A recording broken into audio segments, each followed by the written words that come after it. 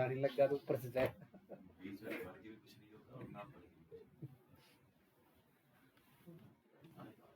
Point को clear कर दूंगा मैं इस फिल्टर में बस में पहले। अब देखो मैं यहाँ पर एपीआई, यहाँ पे इसको देख लेना, मैं इधर एक कंपोनेंट क्रिएट कर रहा हूँ, ठीक। कंपोनेंट का नाम रख दिया मैंने यूज इफेक्ट, ठीक है। यूज इफेक्ट 1 रख दिया है। जो कंपोनेंट का तो पहला अक्षर कैपिटल होता है ना, use effect word dot GSX, ठीक है। ये है use effect 1 dot GSX. First letter capital रख लेना, कभी स्मॉल रख दो। नाम तो कुछ भी, मैंने टॉपिक जो समझा रहा हूँ मैंने उसी नाम से कंपोनेंट बना दिया, ठीक है। RFC, अच्छा इधर यूज इफेक्ट को कॉल, मतलब इस कंपोनेंट को कॉल कर लो। यहाँ पर क्या नाम है इसका, यूज इफेक्ट 1, ये इधर बना है, यूज इफेक्ट 1 आ गया इधर।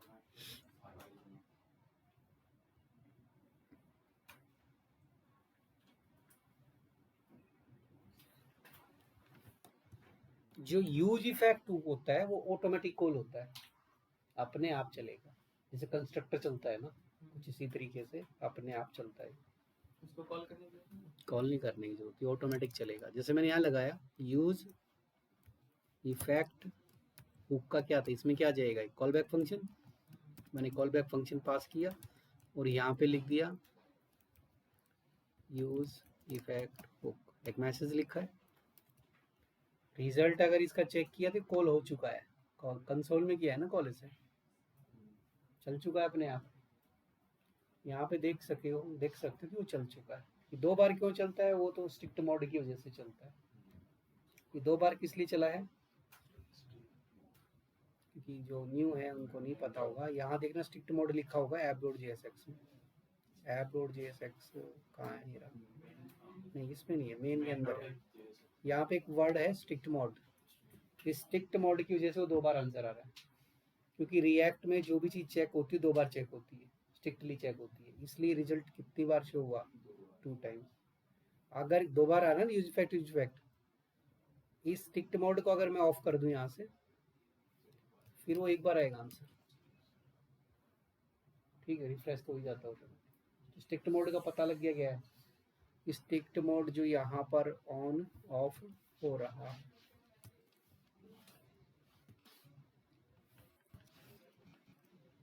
ठीक है। तो स्ट्रिक्ट मोड का भी कंफर्म हो गया क्या चीज़ है।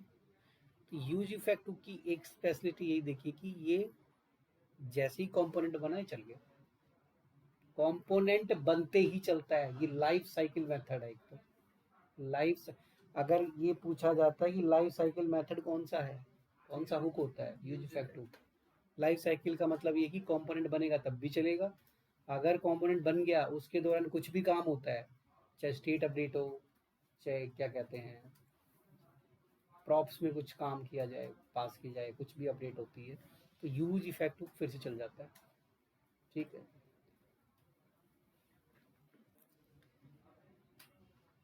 और ये री रेंडर होता रहता है, ये री रेंडर भी होता है, इसमें डिपेंडेंसी पास नहीं किया मैंने, विदाउट डिपेंडेंसी वाला ही है। अब मैं इसको मैंने कहा कि ये स्टेट की अपडेट होने पे भी चलता है, तो स्टेट बनाओ। यहाँ पर एक यूज स्टेट, एक स्टेट बना दी, 0 लिख दिया मैंने यहाँ पर, और स्टेट का नाम मैं यहाँ पे लिख रहा हूँ काउंट रखा, जैसे count setter function set count, ये सेट काउंट। अब नीचे इधर उसको प्रिंट कर लिया, काउंट को मैं एक्सेस कर लेता हूँ H3 में, तो काउंट डायरेक्ट आ जाएगा, काउंट की वैल्यू आएगी इधर। नीचे बटन लिखा, इसमें इक्वल रह गया ना, इधर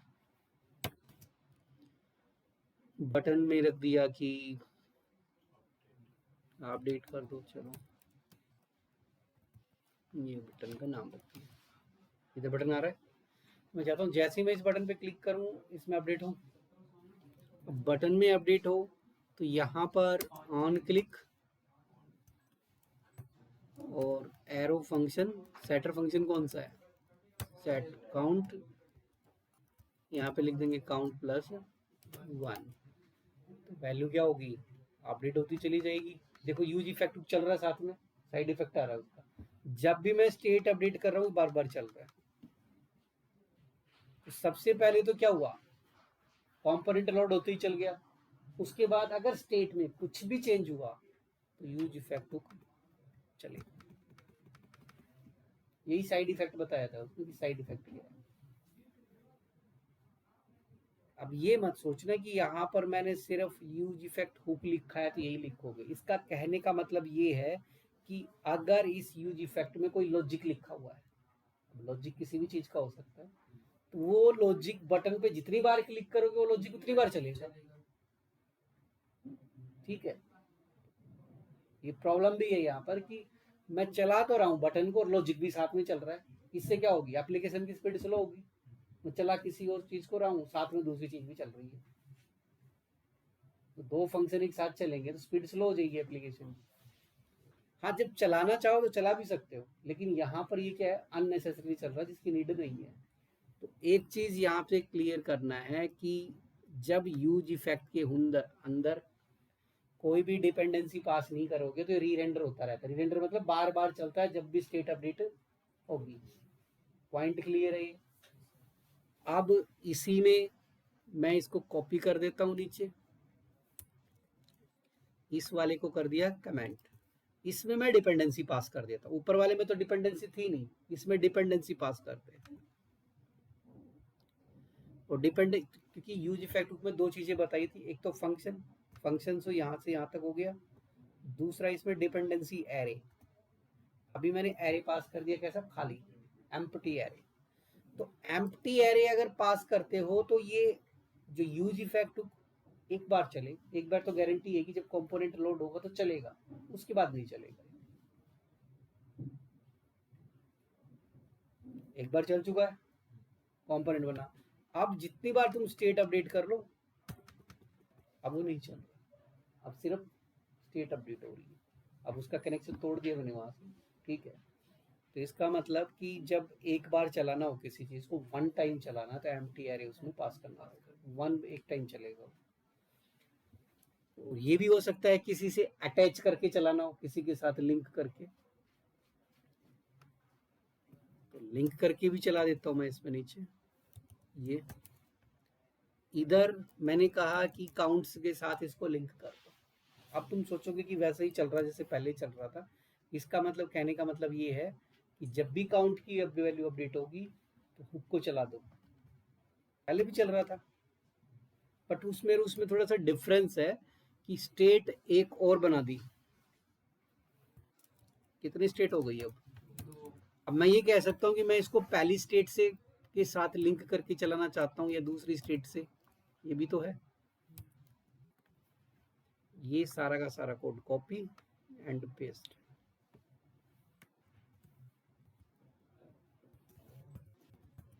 ये पेस्ट हो गया। वेरिएबल क्या लिया है, वैल्यू, यहाँ पे क्या आ जाएगा, वैल्यू, फंक्शन का नाम क्या आ जाएगा, सेट वैल्यू, अंदर क्या आ जाएगा, वैल्यू, और इसमें प्लस 10 कर दिया। चलो, मतलब 100 में 10 ऐड होगा। देखो 100 में कितना ऐड हो रहा है, 10। ये अपना अलग से चल रहा है, लेकिन जब इसको चला रहे तो इफेक्ट चल रहा है, बट जब मैं इसको चला रहा हूँ तो इफेक्ट क्या हो रहा है। इसका मतलब कि उसको स्टेट के साथ लिंक करके चलाया। एम्प्टी एरे पास करोगे तो वन टाइम चलेगा, नहीं पास करेगा तो करोगे तो रीरेंडर होता रहेगा। और मुझे अगर किसी स्टेट से साथ लिंक करके चलाना है तो उस स्टेट को उस एरे में डाल दो। मान लो मुझे काउंट के साथ लिंक करके नहीं चलाना, मुझे किसके साथ चलाना है, वैल्यू। तो अब ये वैल्यू से अटैच होके चलेगा, वैल्यू में कुछ चेंज होता है तो ये लॉजिक चलेगा, काउंट वाले में लॉजिक नहीं। दोनों में चलाना तो कॉमा लगा के लगा दो उसमें, दोनों में चलाना है तो कॉमा लगा के हम यहाँ पर क्या कर सकते हैं, दोनों का नाम लिख सकते हैं। एग्जाम्पल ऐसा है कि डेटाबेस आ रहा है पीछे से, मैं रिकॉर्ड दिखा रहा हूँ, रिकॉर्ड आ गए सामने, उसमें से जैसे ही मैं डिलीट करता हूँ, डिलीट का इफेक्ट उस डेटाबेस पे पड़े कि डिलीट होते लिस्ट क्या हो जाए, अपडेट। तो ऐसे कनेक्ट करके चलाना होता है प्रोजेक्ट में। एम्प्टी भी रख सकते हैं ना सर, दोनों को चलाना। नहीं करना तो एम्प्टी कर सकते हो, तो एक बार चलेगा बस। एक बार जब चलाते हैं हम, जैसे पीछे से डेटा लोड करना है एपीआई का, डेटा लोड हो जाए फिर स्टॉप, वहां पर एम्प्टी का केस लगता है। जब मैं एपीआई कनेक्ट करूंगा इसमें, तो तब एक बार चलाऊंगा उसे, नहीं तो बार बार डेटा को पीछे ना बैकग्राउंड में चलता ही रहेगा, रिरेंडर होता रहेगा, नहीं पास करेंगे तो। यही तो था कि एम्प्टी अरे पास नहीं किया तो क्या होगा, चलता रहेगा चलता रहेगा, डेटाबेस पीछे ऐसे घूमता ही रहेगा। ठीक है, और एरर मिले, एरर क्या वहां पे लिखा हुआ आएगा, टू मैनी री रेंडर, मतलब बहुत बार चल चुका है, चलता ही जा रहा है वो। ठीक है, ये एरर देखने को, चला के देख लो इसको।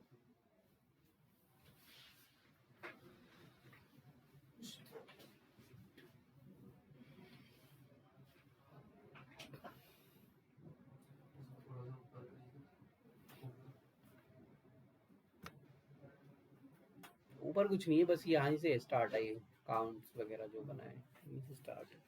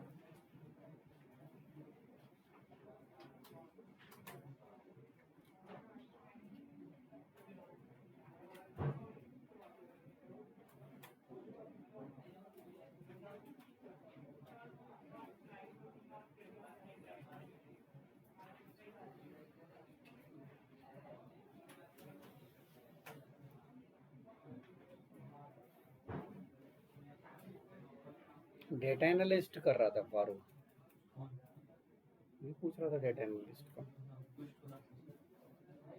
खुद के लिए पूछ रहा था,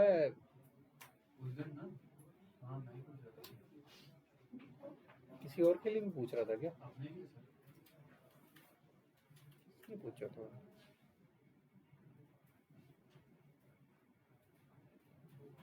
मैंने कुछ कल कल डेटा एनालिस्ट का ज्यादा पूछ, मतलब वो डेटा एनालिस्ट का रोहित सर के पास जाके पूछ लिए,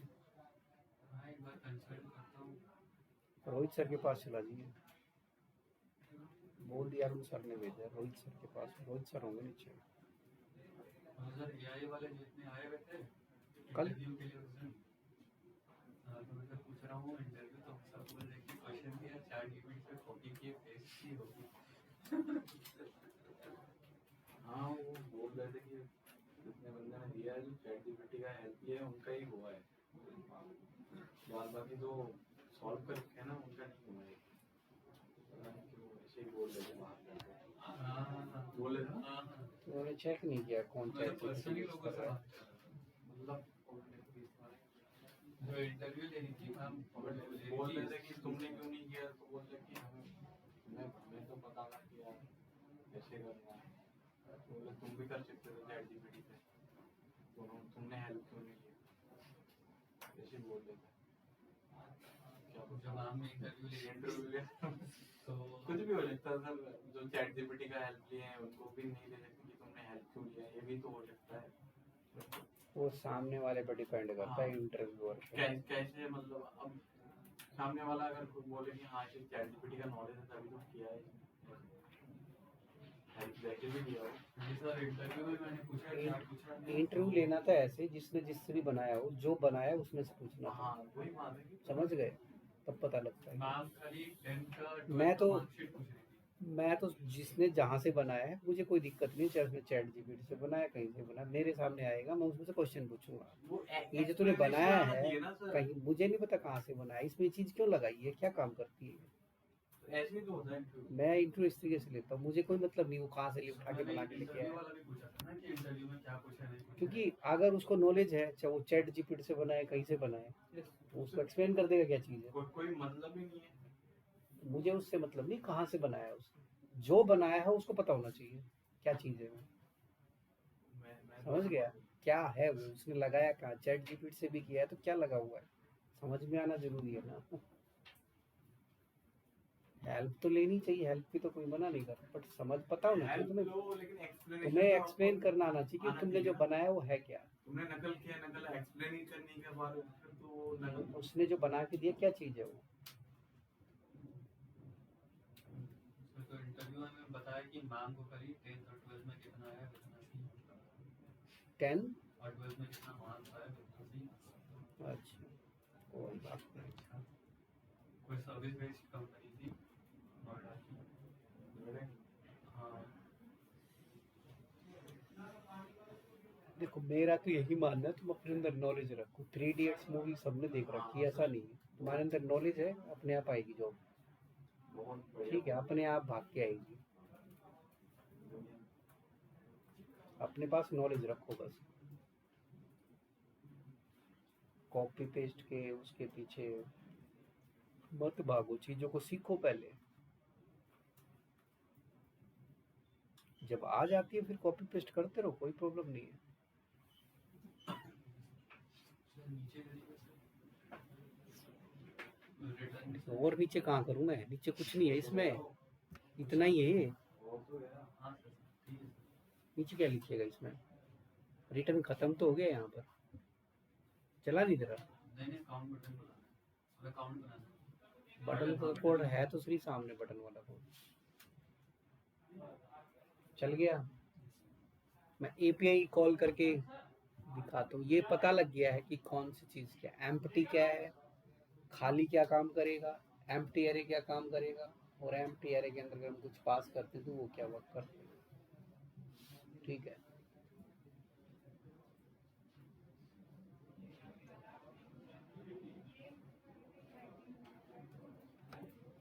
एपीआई मैं कॉल के लिए दूसरा लगा देता हूँ, यूज इफेक्ट, जो भी स्पेलिंग है 2.jsx, स्पेलिंग पे फोकस नहीं कर रहा हूँ, इसको कर लिया कि इसमें app.jsx में कॉल,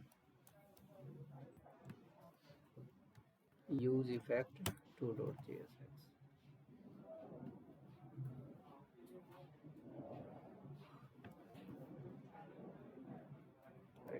टू वाला करना था ना कमेंट, मैंने 1 वाला कर दिया यहाँ पर।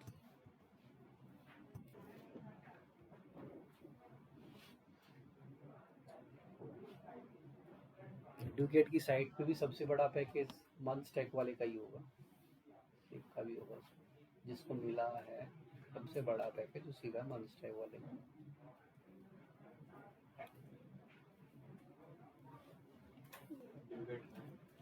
हाँ वही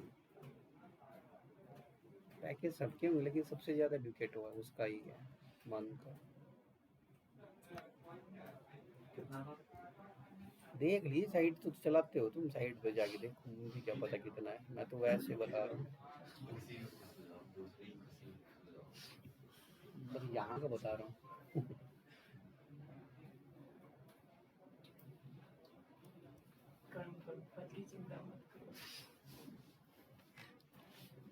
एपीआई कॉल के लिए क्या लगेगा, एपीआई कॉल के लिए एक्जियोस को यूज़ कर सकते हो या फिर फैच को यूज़ कर सकते हो, दोनों में से, ठीक है। अगर कंपनी तुम्हें ये कहती है कि थर्ड पार्टी टूल यूज नहीं करना है तो फैच से चलाना, वो कहती है एक्जियोस यूज करना है तो एक्जियोस करना। अच्छा फैच ही होगा, हाँ बढ़िया फैच होगा ना, fetch system। दोनों डिपेंड करता है ना किसके कंपनी ऊपर। कौन सा यूज करती है? कंपनी ने कह दिया थर्ड पार्टी यूज नहीं करना तो फिर फैच से ही करना सारा काम, फिर थर्ड पार्टी नहीं ले सकते। फैच में एक्जियोस में फीचर्स ज़्यादा हैं, बट जब मना कर रहा है तो फिर एक्जियोस को यूज़ कर सकते हो तो ठीक है। मतलब डिपेंड करता है, काफ़ी केसेस आते हैं ऐसे। ज़्यादातर गवर्नमेंट कंपनीज होंगी, गवर्नमेंट वाले थर्ड पार्टी को अलाउड नहीं करते डेटा सिक्योरिटी के लिए। यहाँ पर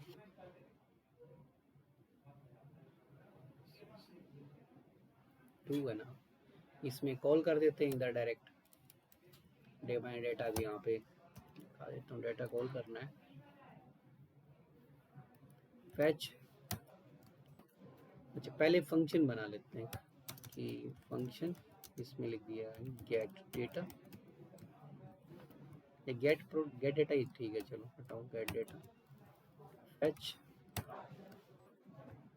एक प्रोडक्ट एपीआई वाला ही है क्योंकि और तो कोई काम करता नहीं है इसमें। एक स्टोर एपीआई इस साइट पे गए, इसका जो डेटा है ये वाला डेटा मैं ले रहा हूँ इसमें प्रोडक्ट्स तक का, ठीक है। ये पेस्ट कर दिया इसमें, मैंने फिलहाल ये डाल दिया इसमें।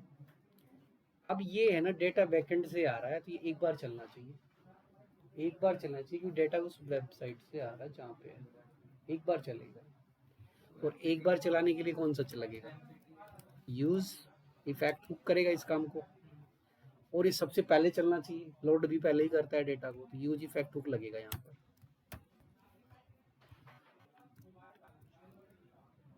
इसको क्या कर देंगे यहाँ पर कॉल और एम्प्टी एरे, ताकि ये एक बार चले और फिर बंद हो। डेटा इसका यहाँ कंसोल में रेस्पॉन्स,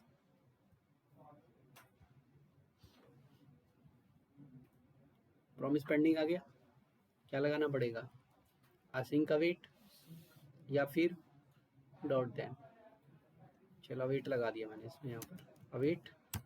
तो इस फंक्शन को क्या बनाना पड़ेगा, फंक्शन को असिंक, फंक्शन बन जाएगा असिंक। अभी प्रॉमिस पेंडिंग वाला हट जाएगा इसमें से, रेस्पॉन्स आ गया। अब डेटा नहीं आया लेकिन रेस्पॉन्स के बाद हमें उसको किस में कन्वर्ट करना होता है, जेसन में। ये भी क्या करेगा, प्रॉमिस रिटर्न करेगा, चेक करके देख सकते हो। ये भी क्या रिटर्न करेगा, प्रॉमिस। वो कंसोल हटा दिया मैंने, यहाँ पे मैं लिखता हूँ डेटा, क्या आ गया पेंडिंग, पेंडिंग आ गया तो इस पर भी क्या लग जाएगा अवेट। अब डेटा मिल जाएगा। अब असिंक लगा तो रखा, इसमें क्या है error? हाँ तो फंक्शन में ही लगना था, डेटा में जाएगा ना sync। अच्छा यहाँ ब्रैकेट गड़बड़ हो रही है, नहीं डेटा वेटा में कुछ नहीं लगा, चल गया है वो, आ गया डेटा, यही डेटा है, यही डेटा है इसका जो इस पे डेटा रखा हुआ है वो यही वाला। अब इससे बनाना काफ़ी आसान है, सीधा डायरेक्ट बना सकते हैं यहाँ पर। जो भी डेटा तुम्हें शो करना है टेबल लगा के शो कर दो। उसमें भी बनाया था ना जावास्क्रिप्ट में, कुछ याद होगा तुम्हें।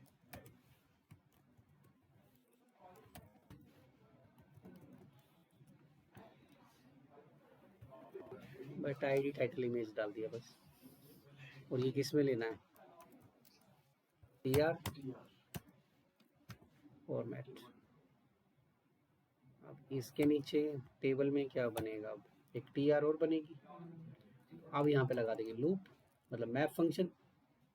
मैप फंक्शन किस पे लगेगा, डेटा पे। अब डेटा तो इसको नहीं मिलेगा, इसके लिए हमें क्या करना पड़ेगा, एक स्टेट बनानी पड़ेगी यहाँ पर, प्रोडक्ट्स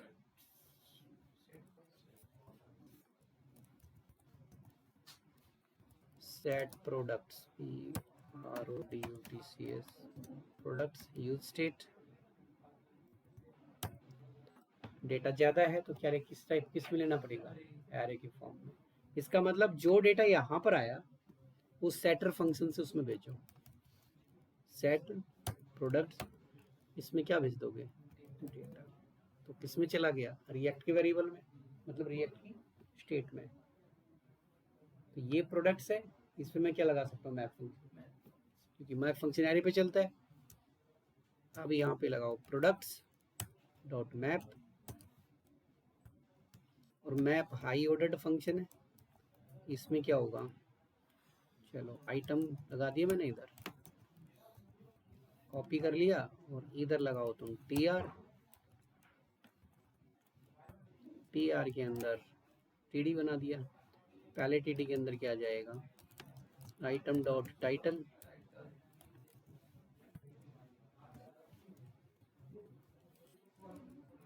टाइटल आईडी और 3 चीजें हैं ना, पहले मैं आईडी पास कर देता हूँ।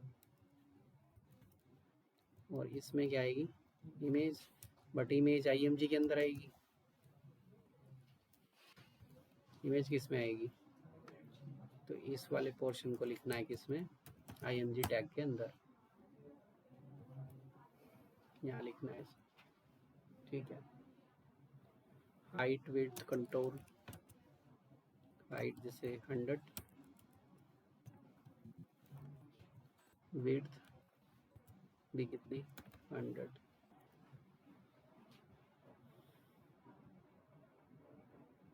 इमेज शो नहीं कर रहा है, ये डबल कोट्स की वजह से तो नहीं हो रही है।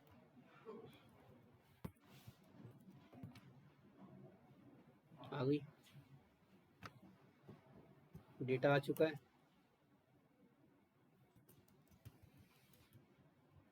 बाकी तुम यहाँ पर, ये तुम्हें डाटा आ गया। बूटस्ट्रैप नहीं लगाया तो सिंपल डाटा यहाँ से गया है। आ गया सभी प्रोडक्ट्स का डेटा। ये API ऐसे की डेटा गेट होगा, यहाँ पे यूज इफेक्ट होकर यूज हुआ है, ठीक है। हाँ, एक वार्निंग आ सकती है, वार्निंग के लिए तो यहाँ पे तुम्हें लगाना है, एक वार्निंग यहाँ शो हो सकती है, वार्निंग आ रही होगी ना ये। इसमें टी बॉडी भी लगाना पड़ेगा क्योंकि ये हर चीज़ के लिए कुछ ना कुछ दे देता है, बट कोई ज़रूरी नहीं डेटा आ रहा है। आई को कहाँ पे यूज़ करना है, यहाँ पर की के अंदर पास कर देना है आई, वार्निंग रिमूव हो जाएगी वहाँ से, ठीक है। डेटा वार्निंग चली जाएगी यूनिक की वाली, बाकी तुम्हारा ये बन गया। इसके लिए ऊपर तुम्हें टी बॉडी की है वो दे रहा है, टी बॉडी अपना लगा लेना जो लगाना चाहे।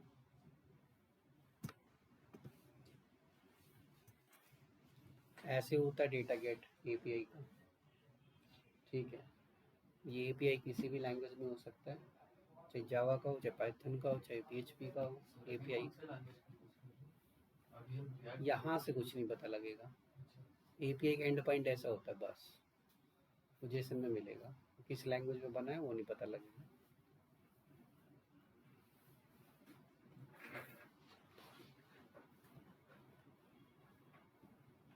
पाइथन के भी जो API आएंगे ऐसे ही आएंगे सारे लैंग्वेज के, मैंने बता दिया सारे लैंग्वेज के API ऐसे होते हैं, किसी के भी हो जाए, डाटा फॉर्मेट होके आएगा, JSON फॉर्मेट